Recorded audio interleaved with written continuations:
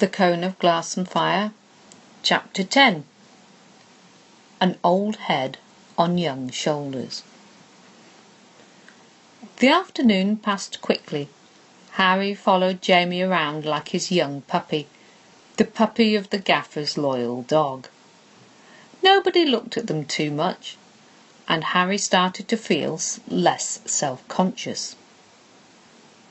Jamie kept reminding him to drink. "Go on, that's not enough. A bit more. Not too much. You don't want to fall over and can't get off the bog all the time." Finally, Jamie made a practice run for Harry. "All right then.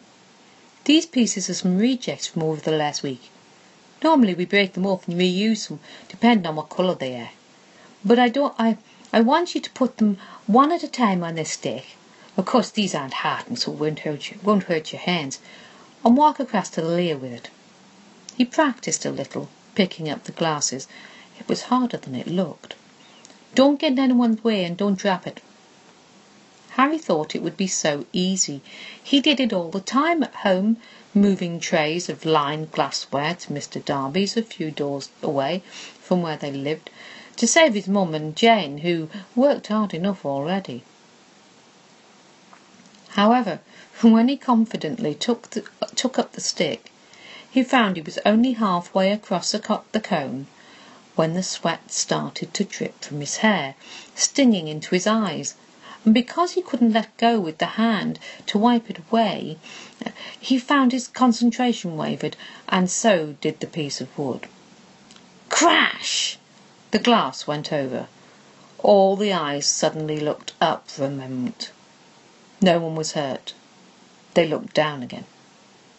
But Harry's pride was truly bashed, truly dug into as if the glass had stuck into him. He determined it wouldn't happen again. When he and Jamie were next outside for a break, taking a bucket outside for Bill with a cloth on it and getting rid of some small beer themselves, Jamie seemed to sense Harry being so down in the dumps. "What's up, lad?"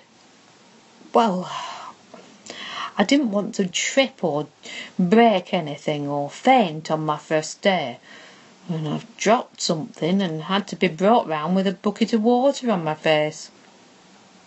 "Well, when I started, nobody helped me. I stumbled around and hardly made any money because my wages were being kept back to cover my damages. I felt ill for weeks because I wasn't getting enough fluid inside me and was absolutely exhausted. I waited every day to be told it was my last." "What happened?" "Then I got lucky. At last.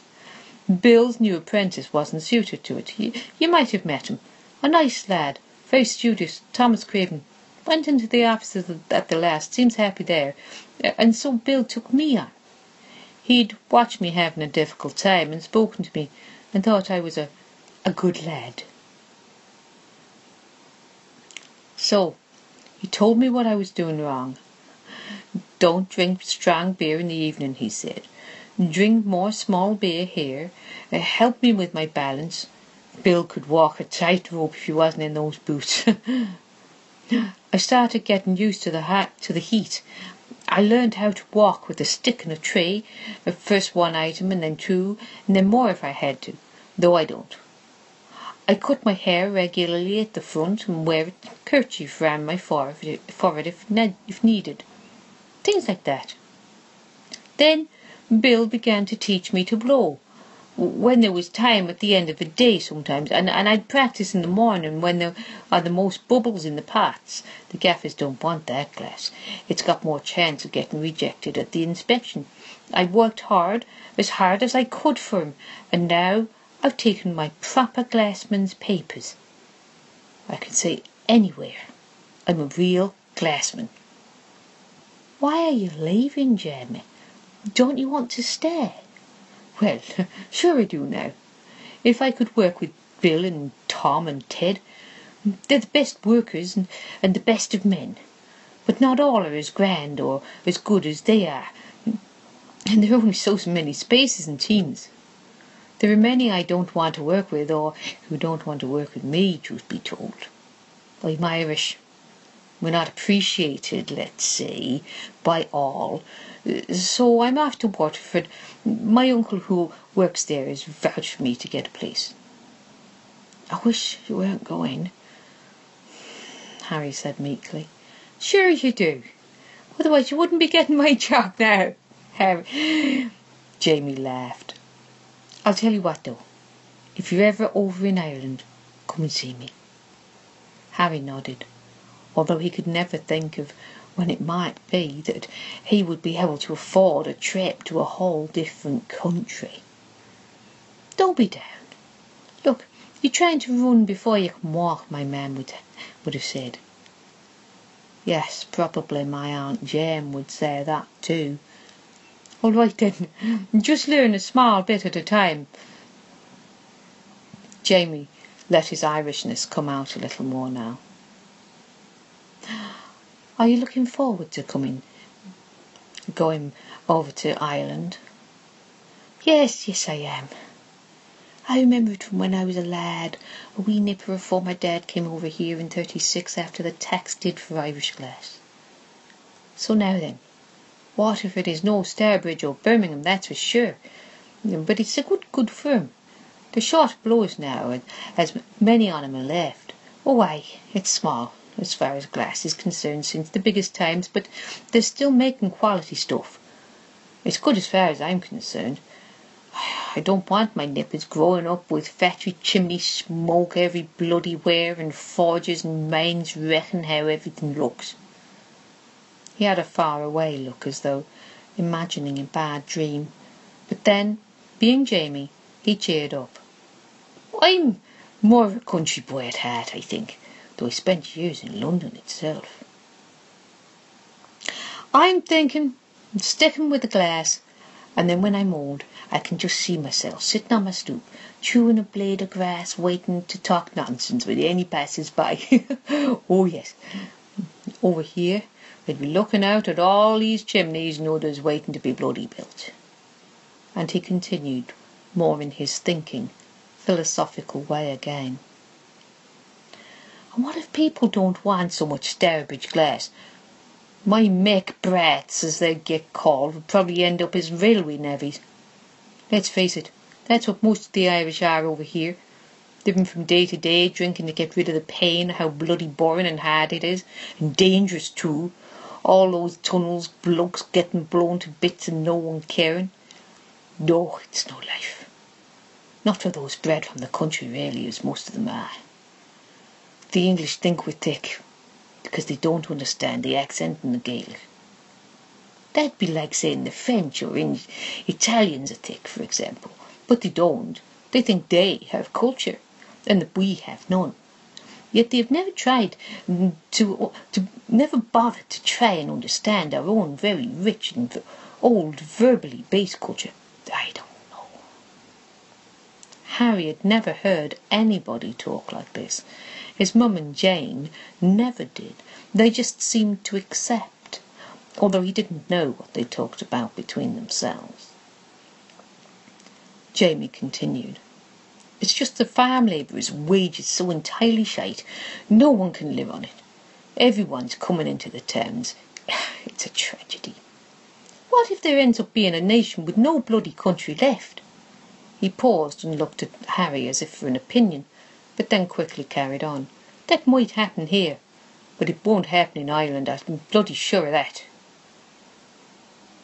And with that he stood in his relaxed stance, one arm up, leaning on a doorpost, and one of his long legs straight, holding his weight, the other across, balancing himself, nodding slightly at Harry.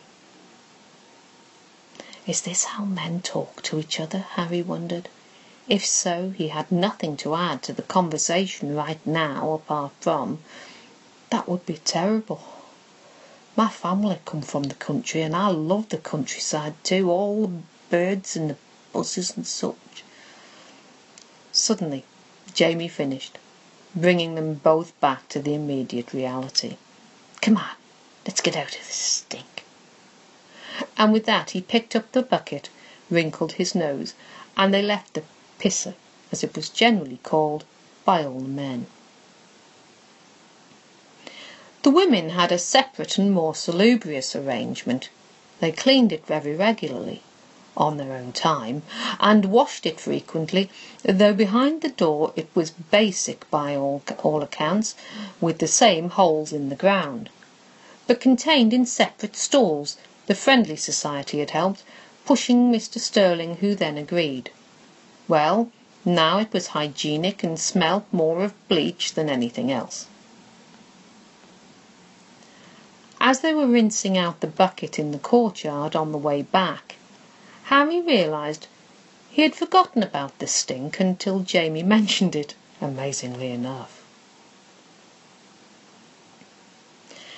At the end of the day, his inner worth had risen again, as by that time he had managed to walk from their pot to the tunnel with a weighty, though single piece of glass on the tray, and also with the realisation that he had managed to get through the whole shift with no reoccurrence of the headache or feeling that he was about to faint. Well, that wasn't too bad. Bill praised him, especially for keeping on his feet and not panicking when he dropped a little bit, and for sweeping it up properly so it wouldn't be dangerous to others. Harry smiled and took the praise, though feeling a fool, as actually he had frozen in shock at the time. Oh well, he had got through it.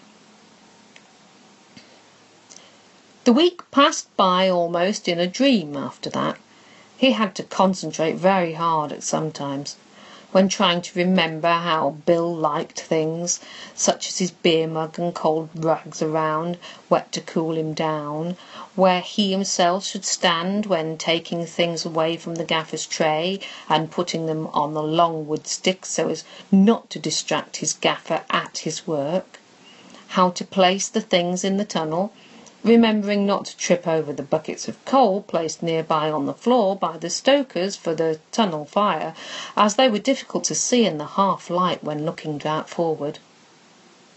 The names of the tools, what tool was for what operation, how to hand them to Bill and when, where to put them on the tray so that they were in exactly the same place. So many little but important things. It made Munn's drill on the interview do's and don'ts seem like the 2 times table, whereas this was more like the 8th, which he'd hated learning, or even the 13th. Every day before he got home he washed down under the pump going up Brettle Lane, to get the worst of the rotten horrible soot and other grime that seemed to come from everywhere in the cone, just to stick on you, especially by the mouth of the Lear. He felt almost as if he'd been sitting in a chimney for 9 hours. Still, he didn't complain. The forge workers and many miners in the local area worked longer hours and had heavier work than himself. As it was, he had thought he would be able to carry on at Mr. Harper's, but it seemed that he couldn't, the heat having drained every ounce of strength from his bones by the end of his shift. As he finished his pump-side wash, he could see other workers from early shifts in their early toil up the hill. Last, still in their heavy boots in the distance. They, poor men, had to form a queue by the pump by the time that they got there, and would still have to wash in a tin bath every night on getting home. No, he didn't complain. He could well do with an up-and-down wash from buckets with water warmed on the range by Jane. By that time he could hardly stand, truly and utterly drained. He managed to eat a little at Jane's encouragement, though he almost felt too tired for that. It was followed by a short, what Jane called restorative sleep, before proper tea in better clothes, though not his Sundays. By this time his appetite had returned. He remembered each day coming down the stairs ravenous, which Jane seemed to have anticipated. Mum was back by then, and would smile and rub his hand at table, saying she was so proud of him, as Jane had said so many times, and not to worry, it would get better. There were questions, but he hardly remembered after what he answered. Yes, the heat was draining. He repeated that many times during the week, he thought. Why were they asking? They could all see it, surely. Every night he was entirely depleted and weary in the extreme, his head nodding once their meal was over, and he went to sleep before it was dark even, though Mum used the last light to line a few more glasses. She needed to, if they were to get through the unpaid watching week before Harry properly started work. And as he would not be able to do the round for Mr. Harper, they would need every shilling at first.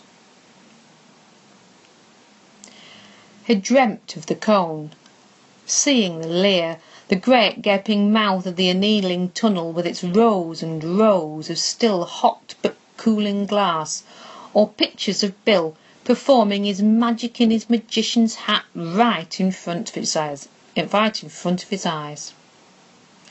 Waking occasionally in confusion and realising he was at home, yes, in the dark, in his own bed.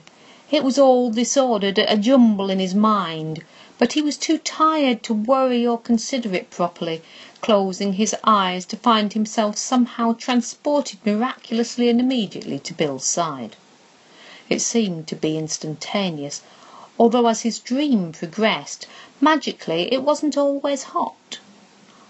Once he awoke during such a dream to find he had thrown his bedding onto the floor at some point, and was now chilly. He quickly pulled the covers back over himself again, and was soon asleep in the hot, hot cone, just as it should be, ferocious, but now where he belonged. By the end of that first week, his diligence and serious nature had started to be realised. During Friday bagging, when asked by another gaffer what Harry was like, to which question the general level of banter hushed somewhat, keen to hear Bill's pronouncement, he closed one eye, his white woolly eyebrows more prominent thereby. My Harry here's an old head on young shoulders, as my missus would say. Aye, I'm right pleased with him, on the whole. And put his lean, long arm with its grubby rolled-up shirt round him to tap on Harry's shoulder twice. He glowed. My Harry, Bill had called him. He had never been called that since his dad had done so. Mum or Jane always called him our Harry, almost as if they shared him, he thought now, but this was something he shared with Bill and would have to live up to. A real responsibility to him. Jamie looked a little abashed, and the gaffer came to his rescue. Not that my Jamie here, my very own ragamuffin, has been a bad lad. I'll be right sorry to see back on him, and that's a fact. Now Harry and Jamie glowed in mutual contentment side by side. That judgment seemed important, for shortly after, when the wages clerk came round with last week's money for the workers, a clink of coin was heard all around. Harry felt a little left out and short-changed, as he had worked so hard that week, and even had been carrying just-made glasses to the tunnel that day, while Jamie had just hoped and prayed that he didn't tumble or otherwise crash over with the precious cargo. He comforted himself by thinking of next week, before Bill placed in his hands 7 shillings 4pence, collected from all the gaffers and blowers, not quite a full week's money for their team, which was going on 10 shilling if they, as they fulfilled so many overs. Yet a complete surprise, and it took him aback so much. Older experienced men saw it and laughed good-heartedly. Yes, a good lad Bill had got, and willing to put his back into it, which Bill's team needed if they were not to drop money for a while, as Bill licked him into shape. Only the following weeks would tell for sure. When Harry arrived home, his watch week over, Mum was delighted with the unexpected 7 and 4 bonus to the finances. "How generous! You must have done a good job, lad. Made a good impression like I told you when you went for your interview." Harry just smiled, a little wan. Really, he supposed he had been desperate to do that all week, but he didn't remember that she had told him to do any such thing. He felt a little guilty, but didn't know how to disabuse her of her opinion, and so just let it lie. But now he would definitely remember, he thought. It was so important for him to get on well in Sterling's. They needed the money so much, and he now had found a delight in glass making, and would endeavour to discover everything he could to help him learn it himself, he mused.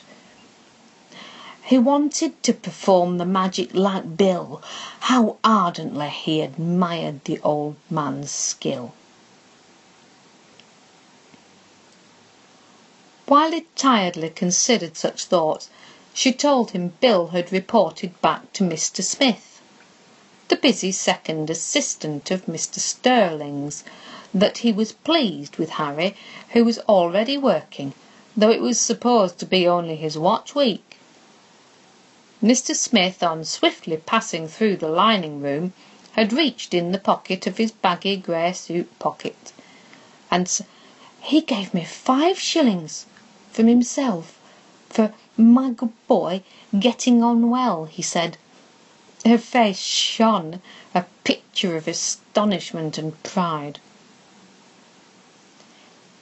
In a roundabout way, therefore, Harry did get paid, and more than he would normally make.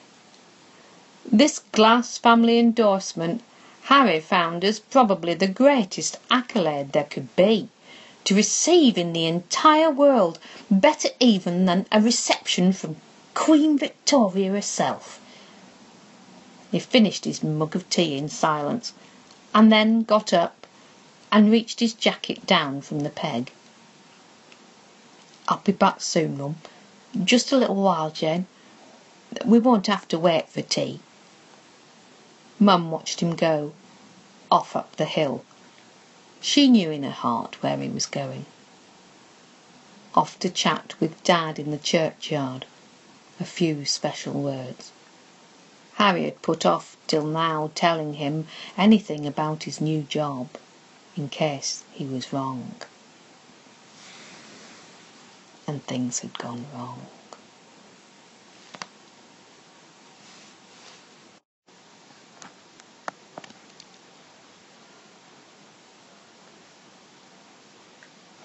Chapter 11. Bark for headaches. Jamie, fresh on Friday, as Harry had almost done his work for him, stayed for the changing of the pots. Many from the firm would go on to the pub later to wish him off.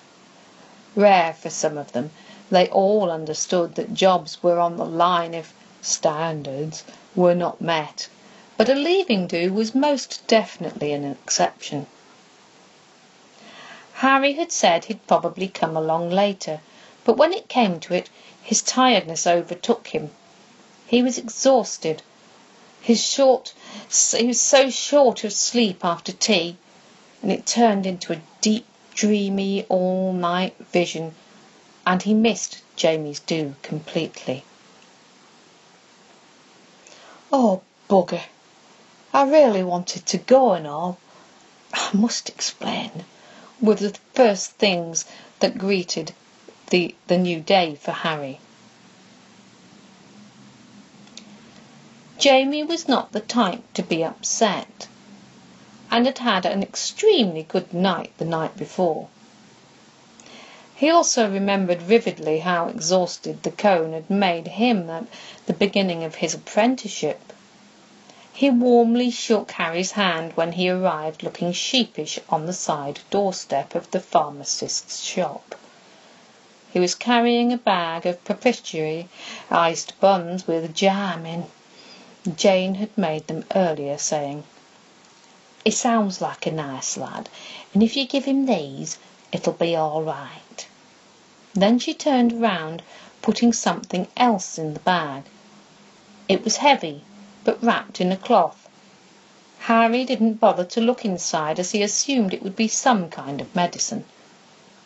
Jane was the local woman for such things, a country midwife, and better than the apothecary, many people thought, for all kinds of ailments. She treated them from everything, for colic to a touch of rheumatism. In other words, from cradle to grave. He left his visit until the afternoon, on her laughing advice. "You won't thank you afore 12, I promise you." Staying in Stourbridge had become expensive, and lodgings difficult to obtain in the quickly growing town. All Jamie's apprenticeship earnings went on board and lodging. Currently, he was with a family who liked him a great deal. However, the pharmacist himself would be slightly pleased to see him go, as the Irish tomfoolery and good looks of the lad had made him much too attractive to his daughters, for whom he was hoping, with their dowry-enhanced charms, there would be bigger and non-Catholic fish to fry. Jamie wasn't actually leaving for a few weeks. He had taken a temporary glass-blowing job, a considerable step up, for another firm, Richmond Sons. He would quickly make enough money for a cabin on his passage, and to make a start on arrival. "My God, I get the seasickness so bad, and I'd rather lose my breakfast in private," he said to Harry during his watch week. As the all-wise Jane had predicted, the buns were just what Jamie needed that afternoon.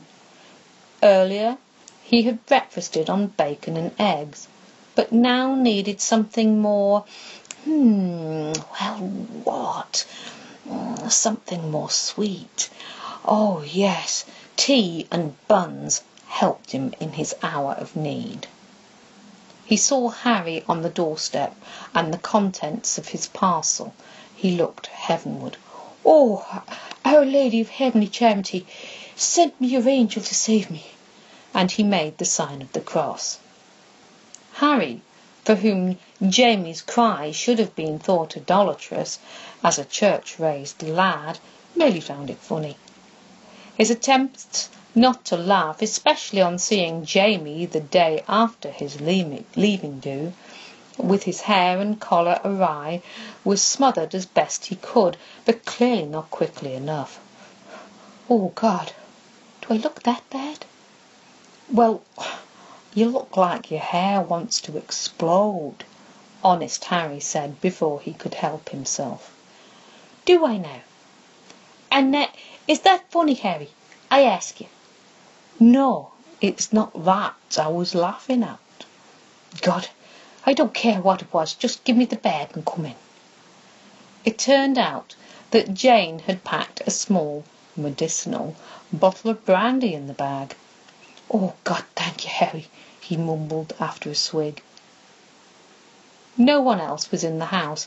They were all around the corner in the shop. Saturday was the busiest time at the pharmacy. Mr. Hollins, the pharmacist himself, had left a draft for Jamie, but he had not taken it. "I wouldn't put it past him to add a little something in this for me now, just to make things even more unpleasant than they are, right?" Jamie intoned, pushing the bottle on the table with a "get it away from me" finger. Harry had a thought. "Make a brew, Jamie, I'll be back in a minute." And with that he went down the road to see what the countrywoman would say. Jane was around, pegging out washing in the patch behind the cottage. When approached on the subject, she laughed most hearty. On getting a breath, she pulled down her large apothecary's box from the shelf. "I haven't got any prepared, but tell him to chew on this a little, just a little." It looked like the bark Harry remembered she always used for headaches. That's what he had been hoping for. "We must get some more on the way to the farm next time. We're getting low," she looked at him.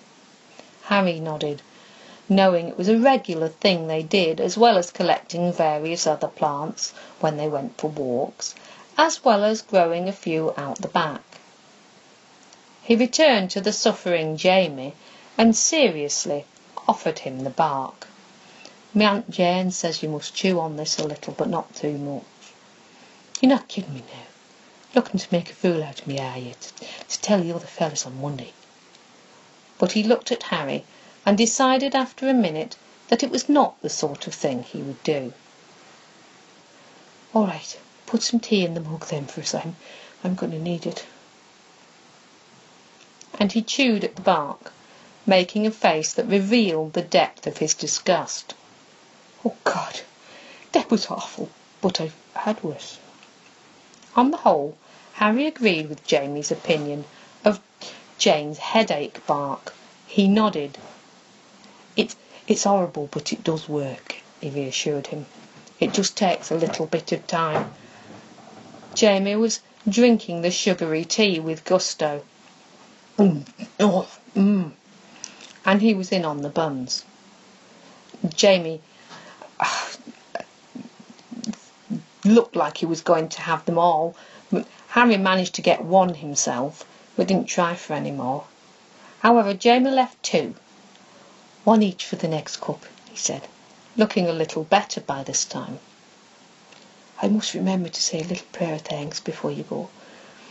Before you got here I was just holding my head saying, 'Oh, God, help me.' And there you are. Just shows he is merciful even to the wicked." His laugh was ruefully subdued. Washing from a bucket, he looked decidedly better when he sat down again. Harry made another brew.